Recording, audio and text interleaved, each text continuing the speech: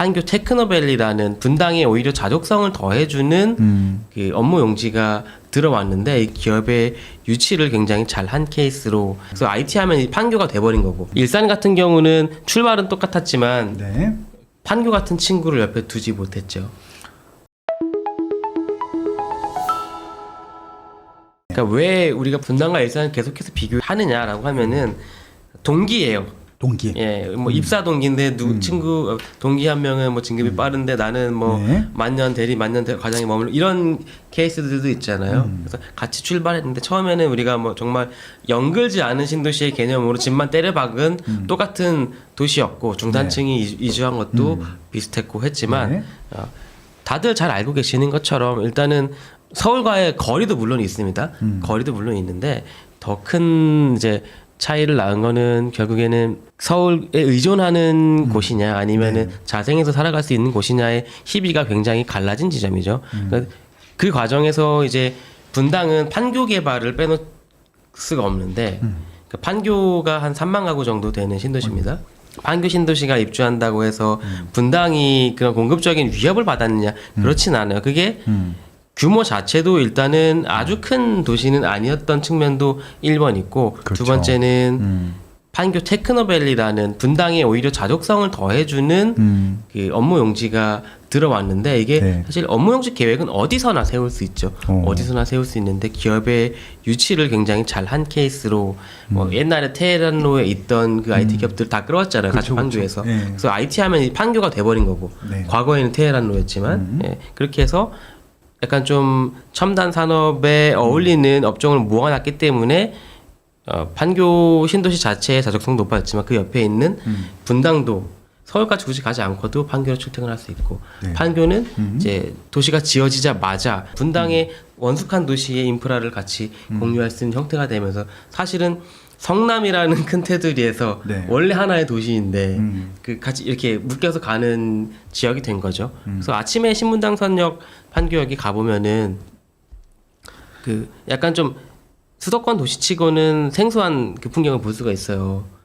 내리는 분들이 더 많습니다. 판교역에 맞아요. 나가시는 분들보다 네. 네. 보통 우리는 이제 수도권에서 급하게 뭐 신도림으로 이제 출퇴근하시는 분들 갈아타시는 분들 많이 보는데 네. 서울로 들어오시는 분들은 근데 그 판교에서는 조금 다른 풍경을 볼 수가 있고요. 일산 같은 경우는 출발은 똑같았지만 네. 그 판교 같은 친구를 옆에 두지 못했죠. 그렇죠. 둘 번도 했었는데 아무래도 조금 예, 잘 안 됐죠. 예, 북한 리스크가 있었던 것 같아요. 알게 네. 모르게. 예. 근데 또 이제 서울과 일산 사이에 이 그 어마어마하게 많았던 그린벨트들이 영원하지 않고 네. 계속 풀려나가면서 맞아요. 서울과 더 가까운 택지들이 계속해서 개발됐는데 문제는 얘들이 일산과 똑같은 성격으로 지어졌어요. 서울로 출퇴근하기 위한 베드타운으로 지어지다 보니까 맞아요. 예. 결국 그들끼리 서울과의 거리를 경쟁하게 되고 맞아요. 가장 가까운 곳이 가장 유리하죠. 그러면 그렇죠. 그러다 보니까 일산이 그런 경쟁에서 조금 밀려나게 되고 했기 때문에 좀 아쉬운 부분이 있죠. 그렇기 때문에 창릉 신도시의 뭐라고 해야 될까요? 그 3기 신도시 발표할 때 뭐 자주 기능을 많이 확충하겠다. 창릉은 뭐 선호도가 1, 2위를 다투는 곳이다라는 얘기들도 많긴 했는데 창릉 신도시의 성공이 또 옆에 또 개발되는 대곡의 성공이 일산의 미래의 모습을 많이 가르지 않을까. 그러네요. 예. 근데 좀 아쉬운 건 이런 건 있습니다. 그러니까 말씀드렸지만 3기 신도시 가장 선호도 높은 곳이 교산 그다음에 창릉이라고 네. 했었는데 기업 유치를 먼저 하는 곳은 대장이에요. 그러네요. 대장이 먼저 했네요. 예, 그것도 이제 그 SK R&D를 받았죠. 근데 대장은 그 대장 혼자뿐만이 아니라 옆에 마곡도 사실은 그 똑같은 성격의 그렇죠. R&D가 멀지 밀집한 않죠. 지역들이기 때문에 굉장히 광역화된 클러스터로 좀 힘을 발휘할 것 같은 느낌도 있어요. 근데 아직 그 창릉이나 다른 신도시들에서는 그런 반가운 소식들이 들려오지는 않아서 결국 그렇게 또 밀매강 용지로 남아 있다가 네. 또 하나둘 주택 용지로 바뀌어가면은 또 베드타운이 되고 하게 될까봐 좀 우려스러운 측면도 있긴 합니다. 그러니까 기업을 신도시에 데려오려면은 다른 곳에 있는 걸 결국 뺏어 와야 되잖아요. 그렇죠. 뭐 예. 새로운 기업을 만들어서 넣을 수는 없으니까. 예. 그렇죠.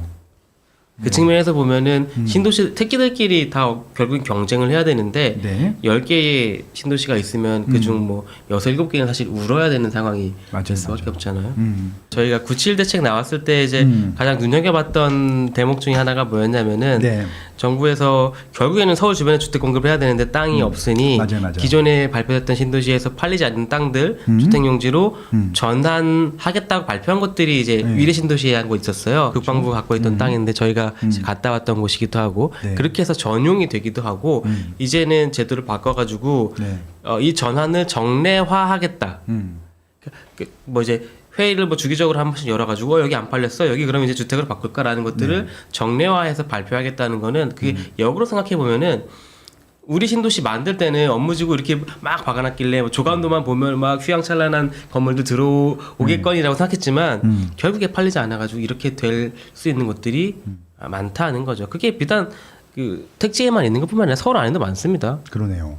여기 그 마포 가면은 DMC 밑에도 랜드마크 타워 부지라고 예전에 뭐 100명층짜리 150층. 예, 예. 남겨둔 땅이 있죠. 거기 아직도 안 팔려서 예. 사실은 뭐 주택도 같이 섞는 그런 계획도 나왔었고 네. 이번에도 뭐 되게 유력하게 이제 거론이 되고 있는 곳이기도 하죠. 그래서 진짜 DMC 부지는 뭘로 개발될지 모르겠지만 진짜 네모 반듯한 정사각형 네. 넓은 부지고 거긴 진짜 뭐가 들어와도 될 입지인 것 같은데 그러니까 이게 그냥 정부나 지자체에서 못할 것 같으면 그냥 민간에 팔아도 될 텐데 팔 생각도 없는 것 같기도 하고 그러네요 보니까. 그 입찰은 하는데 좀 잘 안 되고 있는 것 같아요. 예. 네, 뭐 기본 조건들이 아마 있을 거예요. 네. 그래서 어려워서 그렇지 뭐그 팔렸다고 하면 안 살 사람이 어디 있겠어요. 저 거기다 아파트 대충 지어도 분양 잘 될 것 같은데. 그렇죠. 뭐 지구단위에서 이건 안 돼, 이건 안 돼, 이거는 다 빼고 보면 이제 할 수 있는 사업이 없는 땅이 되는 거니까. 예, 거기 이제 뭐 조건에서 무슨 이제 기업체 유치하라 그러고 이렇게 하니까 못 들어가는 거지. 단순히 분양하는 뭐 아파트로 지라 그러면 거긴 대박 입지예요. 왜냐면 그 성산시형 인기 많잖아요. 그렇죠. 네, 뭐 그럴 거면 해도 아무튼 그렇습니다. 이렇게 해서 이제 호재에 대한 좀 얘기를 해봤고요. 다음은 이제 건물과 공간에 대한 얘기를 좀 해보려고 하는데 이거 되게 재밌게 읽었던 코너 중에 하나였었는데 한강 실종 사건이라고 예. 내용이 너무 재밌었어. 이게 무슨 안 좋은 일도 있었는데 그런 얘기가 아니에요. 한강이 안 보인다는 얘기입니다. 한강 실종 사건. 아파트 분양 당시에 강조했던 조망권이 사라지는 이제 경우들이 많다라고 하는 이제 취재 기재였었는데 예. 예를 들어 덕은지구 사례를 좀 보여주시면서 주거용지 앞에 업무용지가 배치되는 도시계획 의도와 그 결과를 이제 보여주셨었던 거로 기억을 하는데 이 조망권이 법적 보호 대상이 아닌 이유와 뭐 도시 계획도 이것들 영구적인 조망권 뭐 이런 것들에 대해서 좀 어떻게 저희가 이해하면 될까요? 예, 그러니까 뭐 좀 요약해서 말씀드리면은 네네. 이 덕은 주민들한테 굉장히 또 죄송한 말씀입니다만은 네네네. 너무 좋은 곳이죠. 하지만 네. 뭐 코털 삐져 나온 거 하나 찾자면은 예. 한강변에부터는 굉장히 그 한강을 강조한 네. 도시개발 사업이었습니다만은 네네. 여기 단지들 이름도 다 한강에 들어가요. 자이, 리버뷰, 한강자이, 디에뜨르 한강, 그렇죠? 네. 다 강이 들어갑니다. 강을 볼 수 있다는 네네. 의미로 해서 한강변에 붙은 걸 강조하는데 네. 그 아파트들이 먼저 이제 여기에 생겨나고 그 앞에 뭐 상업용지도 있고요, 업무용지도 있는데 업무용지들이 팔리지 않으면 뭘로 개발이 되죠? 뭐 업무용지가 안 팔리면 이제 주거로 이제 뭐 궁극적으로는 이제 마지막. 네. 나중에 그렇게 되는데 네. 그 오피스 빌딩들 같은 경우에는 대형 이제 뭐 회사들을 임차를 넣고 하면서 그런 것들을 미리 맞춰놓고 짓기도 하고 하지만 네. 아파트를 팔듯이 그 조그만 오피스들이 들어올 수 있는 자리를 만들어서 파는 게 우리가 지산이죠, 예, 지산. 네. 지산들이 제일 만만한 지금 게. 네. 다 들어서 있어요. 맞습니다. 이 자리들이 덕은지구 앞에 보면 지산들이 다 들어서 있는데 그 문제는 그 일단은 주거지와 이런 업무용지 상업지가 다른 게 네. 뭐 건물 간의 이격이라든지 그렇죠. 이런 거에 대한 게 주거지보다는 좀 느슨하기 때문에 그쵸. 딱딱 붙어 있고 거의 뭐 벽이 붙어 있는 경우도 있어요. 맞아요. 옆에 뭐 하이파이브도 가능할 정도로 맞아요. 손 내밀면은 그렇게 돼 있기도 하고 네. 사실 조금 더 세련되게 짰으면은 앞에 한강변에 있는 들어서는 그 업무 용지들을 네. 좀 높이 제한을 걸어서라도 뒤에 있는 단지들과 좀 입체적인 스카이라인을 만든다든지 그쵸. 할 수 있는데 사실 그 덕은지구를 이제 가보신 분들은 아시겠지만 가양대교 쪽에서 만약에 보면은요. 네. 네. 약간 이렇게 좀 장벽처럼 서 있어요. 지산만 보이네. 예. 예. 사실 이 뒤에 아파트들이 있습니다. 네, 있죠. 안 보일 뿐이에요. 예. 반대로 저 아파트들도 한강을 볼 수 있었는데 예. 이름에다 한강 붙여가지고 분양했는데 살다 보니까 갑자기 지산이 들어오고 이제 그 안 보이게 된 케이스예요. 그러네요. 그럼 이게 틀렸냐? 사실 틀린 건 아니에요. 어. 그러니까 도시계획 우리 하시는 분들도 고민을 했겠죠. 여기 네. 주거단지들은 이제 몰아서 놔야 되고 상업지도 어쨌든 지구 안에 있어야 되고 하는데 지형적인 여건에서 보면은 여기가 이제 산을 끼고 이렇게 약간 반달처럼 생긴 모양이기 때문에 그렇죠. 그러면 어떻게 주택을 배치할까 고민하시다가 안쪽에 주택을 배치하고 바깥쪽을 이제 업무용지나 상업지로 둘렀겠죠. 네. 이렇게 세워야 강변북로에서 나는 소음을 이 건물들이 막아주는 역할도 할 것이고. 그렇죠, 그렇죠. 근데 약간 디테일의 측면에서 우리가 보통 이제 그 조망에서는 굉장히 좀 보는 거는 중시하지만 법에서는 그 조망권을 보장하고 있지는 사실 않기 때문에 네, 맞죠. 이렇게 막더라도 사실 아무 문제가 없습니다. 맞죠. 네. 네. 그래서 뭐 분당에 가면 정자동에 가도 주상복합 앞에 뭐 네이버 건물 딱 서 있고 막 그렇잖아요. 그렇죠. 토성도 막 서로 붙고 그런 것처럼 좀 약간 디테일의 측면에서 뭔가 조금 아쉬움이 있었던 부분. 그래가지고 사실 덕은지구의 가장 승자는 여기입니다. 삼정 그린 코아만 한강을 볼 수 맞아. 있어요. 되게 지금. 재밌어요. 예. 이렇게 보면은 네. 어떤 앞으로 이제 어떻게 될지 우리 지역 안에서 어떤 일이 네. 벌어질지를 미리 좀 볼 수 있는 측면이죠. 만약에 우리가 네. 여기 지어지는 주거지에 지어지는 아파트를 분양받았는데 네. 우리 단지에서 한강 쪽으로 상업지가 있어? 상업지는 우리보다 용적률 더 높게 줄 수 있단 말이죠. 그럼 당연히 건물은 더 높게 혹은 같게 올라갈 수 있는 거고 그렇기 때문에 막힐 수 있구나라는 거고요. 또 하나의 사례가 이제 뭐냐면 네. 성수동으로 가보면은 네. 그 성수동 얘기 우리 뭐 할 수 있겠지만 그 지금의 성수동을 만든 출발이 서울숲 주변에 있는 이 주상복합 단지들이잖아요. 그렇죠, 뭐. 근데 아크로 서울 포레스트 옆에 보면은 네. 여기도 아크로 서울 포레스트가 여기인데 네. 그 밑에도 빨간 땅입니다. 그 부용 땅 아니고? 예 맞아요. 네. 근데 여기 부영이 네. 호텔을 지으려고 하고 호텔, 예, 호텔 부지잖아요. 근데 이 단지를 분양받을 때는 우리 머릿속에 없던 그림이 앞으로 만들어질 수 있는 거죠. 그렇죠. 예. 그래서 요 지금 B동에서 보는 남해안 쪽으로는 아. 사실 꽉 막히는 풍경이 될 수도 있는 거죠. 그렇다고 여기서부터 뭐 거리를 얼마 정도 이격하고 지어야 되느냐 그런 규정이 없다는 거예요. 상업지에서는. 그렇겠네요. 예. 그렇기 때문에 딱 붙어서 지을 수 있는 공간이 만들어지는 것이고 또 하나 사례를 찾으면은 예. 여의도가 될 수 있는 거죠. 브라이튼 여의도 지금 지어졌지만 예, 앞에 예. 재건축하고 나면 재건축하고 나면은 여기서 볼 수 있는 그것들이 다 이제 막히는 거죠. 이건 이제 그 앞에 상업지가 있는 게 아니라 우리는 상업지고 앞에는 주거지인데 근데 일조권 같은 경우에는 우리가 뭐 좀 깐깐하게 보고 있어요. 우리가 학교 재건축을 할 때도 예를 들어서 앞에 학교가 있으면 둔천중공 같은 데 가보면 학교 옆동들은 좀 약간 비켜나게 짓던지 그 동 좀 낮추든지 해가지고 네네. 예 학교를 가리지 않게끔 학교에서 해를 온전히 받을 수 있게끔 낮 동안에 그런 것들을 조절하는데 조망은 그렇지 않다는 거 보장해줘야 되는 권리가 아니라는 거죠. 우리가 그렇죠. 조망권이라고 말하겠지만 거기서 말하는 그 권리는 아니라는 거죠. 잘 맞습니다. 타협한 동네도 있죠. 네. 이촌동에 가면은 그 구멍 뚫어놓은 아파트 있잖아요. 네네 거기 동부 센트레빌. 예. 이런 식으로 해가지고 우리 이웃의 조망권을 네. 확보해주기 위한 이웃의 노력으로 이렇게 짓는 케이스도 있는데 이게 평화적으로 이렇게 만들어졌을까 그렇지 않을 거거든요. 네네. 그래서 아무튼 뭐 디자인적으로는 특이한 사례 중에 하나였던 걸로 기억이 되네요. 예. 알겠습니다. 아무튼 조망권에 대해서도 이렇게 좀 다양하고 깊이 있는 얘기고 구체적인 사례들이 바로 요 책 사는 곳 바뀔 곳 오를 곳에서 있으니까 좀 많이들 좀 구매를 해주시면 좋을 것 같고요. 예, 여러분들이 사실 때까지 좀 계속 광고할 겁니다. 네. 네. 그리고 이제 벌써 우리 1시간 됐어. 많이 시간 지났네요. 진짜. 그래서 여기 자주 모셔갖고 얘기해달라고 하시는데 본인 채널 만들기 좀 바쁘세요. 그래서 제가 가끔 모셔갖고 저도 가끔 출연도 하고 예, 그렇게 하도록 하겠습니다. 최근에 아마 제가 또 영광스럽게도 초대해 주셔서 잘 다녀왔는데 아무튼 저도 재밌는 시간이었습니다.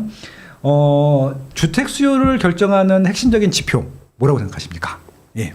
굉장히 여러 가지라서 좀 단언하기는 어렵습니다만은 네네. 그러니까 주택의 구매는 사실 결혼하고 굉장히 밀접하게 좀 관련이 있다고 생각해요. 그러니까 네. 우리가 인구가 감소하는 시대에 접어들었고 인구 절벽을 맞이하고 있지만 주택 수요는 증가할 것이다라는 그 논리의 배경은 가구가 분화하고 있기 때문에 예전에는 뭐 우리 한 식구에 3명이었다면은 그게 3개의 가구로 분리되는 시대로 왔기 때문에 그만큼 주택은 필요하다라고 네. 보고 있는데 사실 가구가 분화하고 있는 속도는 조금씩 떨어지고 있습니다. 그렇죠. 증가하는 또 그 아무래도 한계가 율은. 있겠죠. 예. 그래서 어느 순간이 되면은 이제 정말 증가하지 않는 시대로 누구나 다 1인 가구이고 그렇죠. 1인 가구로 꽉 채워진 이제 시대가 올 수도 있고 예. 어쨌든 그렇게 해서 가구가 분화하는 속도 자체는 떨어지고 있고 그럼 문제는 1인 가구들이 모두 주택을 소유하려고 하냐예요.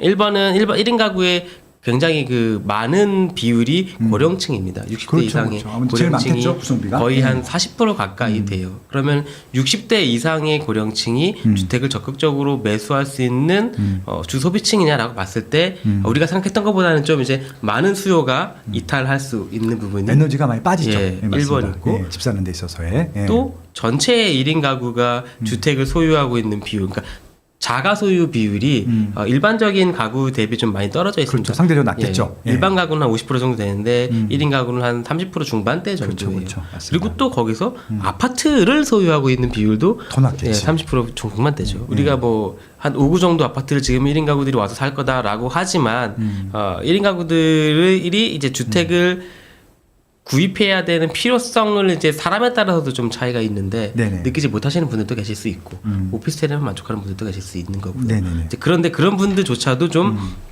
약간 주택 구매 수요로 옮겨올 수 있는 이벤트가 무엇이냐라고 했을 때 결혼.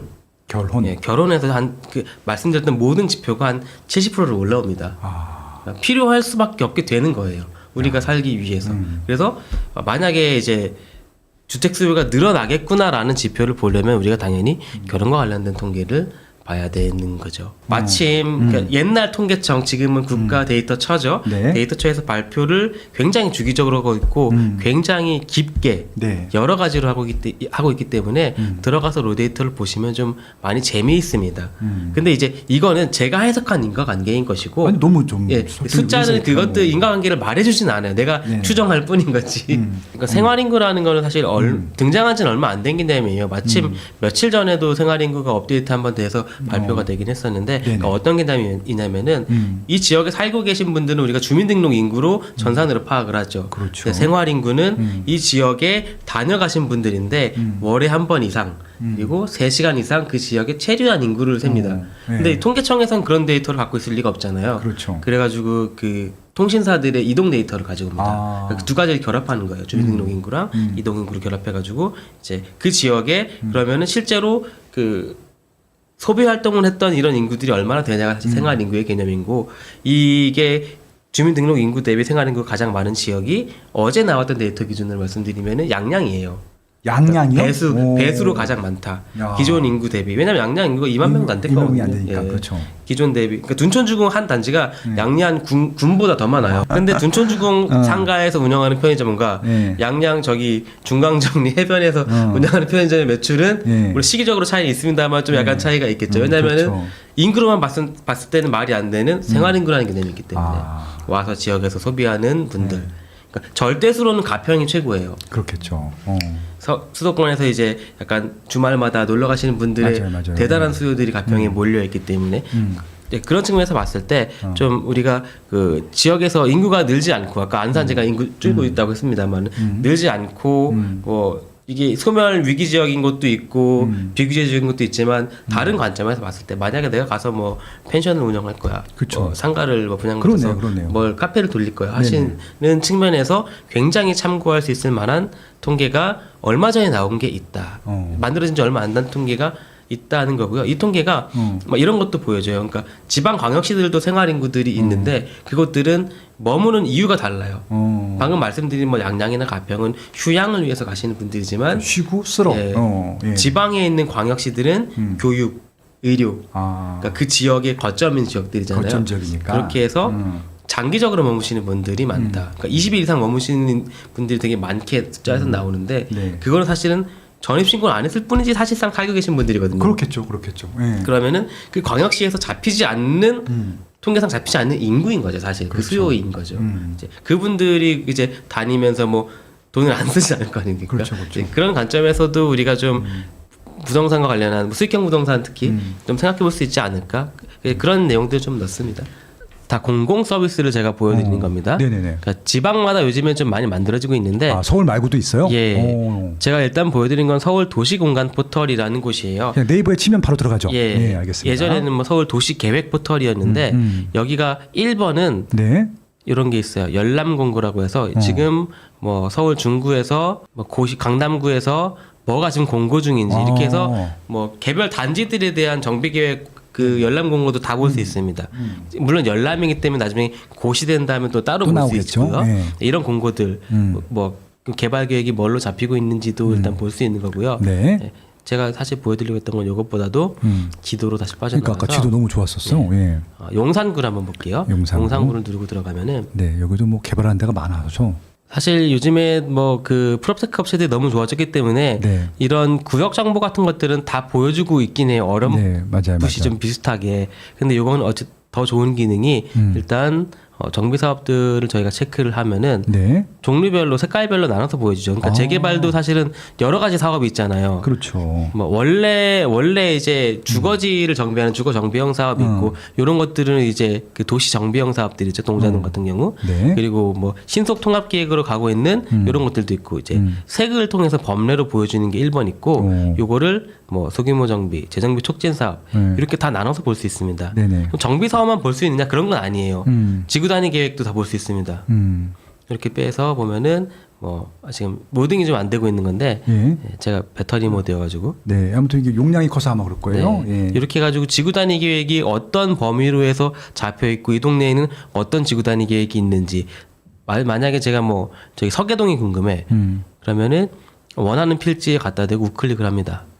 우클릭을 하면은 오. 그 필지에 대한 모든 그 도시계획 관련한 서류들을 여기서 몽땅 때려서 볼 수 있어요. 이거 생긴 지 얼마 안 됐죠. 이렇게 자세하게 된 거. 생긴 지는 됐는데 이렇게 좀 구체적으로 막 예. 데이터가 점점 쌓인 예, 거죠. 예. 야, 이거 너무 좋은데? 이렇게 해서 뭐 이제 높이 기준이나 이런 것들도 좀 볼 수 있고 뭐 가장 중요한 게 일단은 도시 계획이죠. 우리는 네. 이렇게 해서 여기가 지구 단위 계획이 뭘로 잡혀 있었는지 그리고 의제 처리는 이제 정비 구역입니다. 네. 예를 들어 지구 단위 계획에서 요거를 눌러 보면은 고시 정보 고시 파일 다운로드를 해서 이게 2025년 4월에 고시된 거잖아요. 네. 다운로드 하면은 이 고시문은 그냥 바로 볼 수 있는 거예요. 아, 이거 너무 좋은데요? 그럼 딴 데서 찾을 필요도 없네. 이거 뭐 우리가 뭐 AI 돌려서 찾을 필요도 없고 정비 사업은 예. 서울시정비 사업은 여기가 다 있겠는데요? 그렇죠. 그러니까 가장 좀 확실한 데에 있었죠. 만약에 예. 내가 지금 뭐 한남 3구역이 궁금해, 개발 계획이 궁금해. 그러면은 보통은 네이버 블로그에 쳐서 이제 빠숑님 블로그도 보고 뭐 그렇죠. 부동산님 올라온 블로그도 것들 보고 뉴스도 할 거 검색해보고 아닙니까? 그렇죠. 예. 예. 정비 사업으로 가서 한남 3구역이 정확하게 표시가 되죠. 예. 지도 위에. 그럼 여기다 우클릭을 할게요. 예. 우클릭을 하고 도시계획을 보면은 의제 처리에 촉진구역에 대한 의제 처리가 있습니다. 촉진 지구는 이제 뉴타운 사업에 대한 우리 계획을 보는 거고 구역에 대한 걸 보려면은 네. 이 고시문을 보면은 25년 5월에 고시된 아유, 따끈따끈하네. 오래 거네. 예. 마지막 고시문을 이렇게 확인할 수 있습니다. 해가지고 뭐 여기 뭐 공원이 어디에 뭐 얼마나 뺐고 그런 것들을 사실 다 볼 수 있어요 안에서. 학교가 어디 들어오고. 예. 그래서 우리가 뭐 와. 저기 장희동 가면은 교회랑 뭐 싸우고 있습니다만 예, 그 교회가 19역. 예. 예, 원래 어디였는데 어디로 옮기기로 했고 이런 것도 사실 여기서 모든 이력을 다 볼 수 있어요. 그렇죠, 그렇죠. 예.